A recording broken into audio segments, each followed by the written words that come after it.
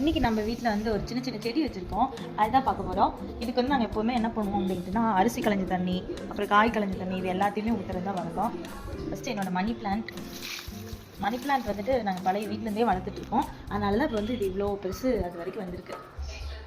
அடுத்து இந்த நித்திய கல்யாணி செடி, அது வந்து அந்த ஜூஸ் போட்டு காலையில் குடித்தோம் அப்படின்னா சுகருக்கு நல்லது அப்படின்னு நான் சொல்லிகிட்டே இருக்கேன். யாரும் குடிச்ச பாடில்லை. நெக்ஸ்ட்டு வந்து எங்கள் வீட்டுக்காரருக்கு வந்து அந்த ஸ்டோன் ப்ராப்ளம்காக வந்து அந்த ரணக்கல்லி வந்து வச்சுருக்கோம். இதே வந்து இன்னொரு செடி வச்சுருந்தோம், அது வந்து உடஞ்சிருச்சு. இந்த செடி தான் இருக்குது. அண்ட் வந்து இந்த வீட்டுக்கு வந்ததுக்கப்புறம் எனக்கு ரொம்ப ஆசை, இந்த ஜாதி மல்லி வாங்கி வைக்கணும், கொஞ்சம் பெரிய செடியாக கொண்டு வரணும் அப்படின்னு சொல்லிட்டு. ஆனால் பார்த்திங்களாமா. அண்ட் நெக்ஸ்ட்டு வந்துட்டு இங்கே வந்ததுக்கப்புறம் இந்த ரோஸ் செடி வாங்கினோம். இது இப்போ தான் இன்றைக்கி தான் 2 வந்து வந்திருக்காங்க அழகா. இன்னொன்று வந்து நாளைக்கு வந்துடுவாங்கன்னு நினைக்கிறாங்க. அதனால் அப்படி ஊற்றிட்டுருக்கோம். நாங்கள் வந்து அரிசி களைஞ்ச தண்ணி, காய் களைஞ்ச தண்ணி எல்லாமே ஊற்றுறனால அது என்ன செடி வருதுன்னே கண்டுபிடிக்க முடியல. காய் களைஞ்சோம்னா அந்த விதை ஏதாவது வந்துருச்சு அப்படின்னா, இது வந்து பச்சை மிளகான்னு சொல்கிறாங்க.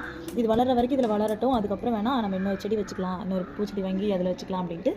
முடிஞ்ச அளவுக்கு வந்து ஒரு பெரிய க்ரீன் ஹவுஸ் இல்லை அப்படின்னாலும் நம்ம வீட்டு வாசலில் நம்மளுக்கு இருக்கக்கூடிய அந்த விதைங்களை வச்சு தக்காளி விதையோ இல்லை வந்துட்டு வெண்டைக்காய் அந்த மாதிரி ஏதாவது போடலாம் அப்படின்னு தான் பிளானு. இந்த மாதிரி வந்து இந்த சின்ன தக்காளி எனக்கு வந்து ஒரு 4-5 தக்காளி வந்து இப்போ தான் காய் வச்சுருந்தாங்க அழகா.